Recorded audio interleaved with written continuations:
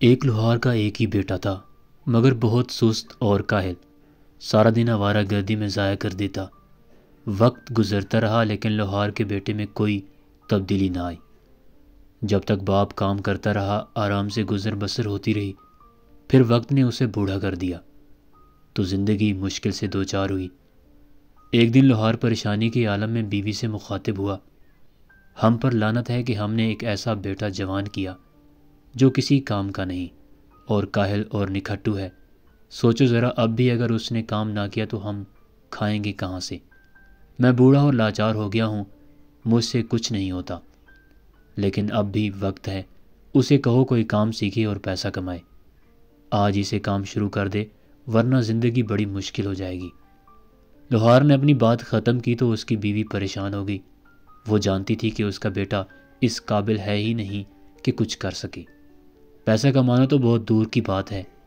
سوچ بچار کے بعد اس نے تنہائی میں بیٹے کو ایک سکہ دیا اور کہا کہ دن کا زیادہ تر حصہ باہر گزار دو، شام کو گھر آ کر اپنے باپ کو سکہ دینا اور کہنا کہ تم نے یہ کمایا ہے۔ کاہل بیٹے نے ویسا ہی کیا جیسا ماں نے بتایا تھا۔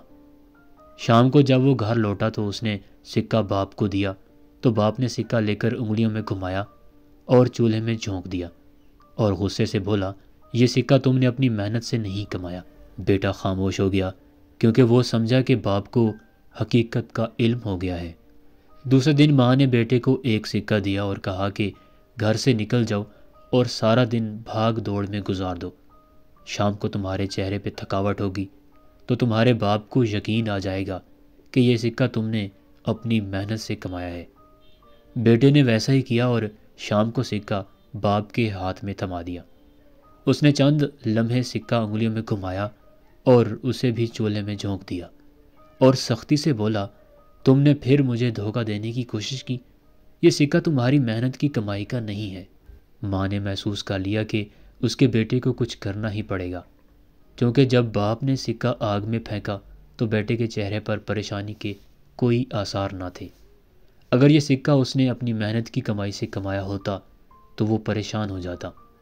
ماں نے بیٹے کو سمجھایا، اب تم جان چکے ہو کہ اپنے باپ کو بے وقوف نہیں بنا سکتے، اسے مزید تکلیف مت دو، جاؤ کوئی کام ڈھونڈو۔ یہ پرواہ نہیں کہ تم کتنے پیسے کماتے ہو، جو بھی کما کر لاؤ باپ کو دو اور اسے بتاؤ کہ تم اپنے پاؤں پہ کھڑے ہو گئے ہو۔ بیٹا خاموشی سے چلا گیا اور ہفتہ بھر مختلف جگہوں پر کام کیا۔ جب اپنی محنت سے کچھ پیسہ اکٹھا کر لیا تو اس نے باپ کو لا کر دیے۔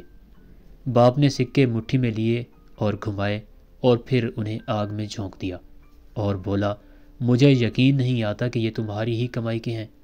بیٹے نے جب یہ سنا تو آگ کی طرف بڑھا اور غصے کے عالم میں بولا، یہ آپ نے کیا کیا؟ میں نے ہفتہ بھر صبح سے شام تک محنت مزدوری کی، یہ پیسے اکٹھے کیے اور آپ نے آگ میں پھینک دیے۔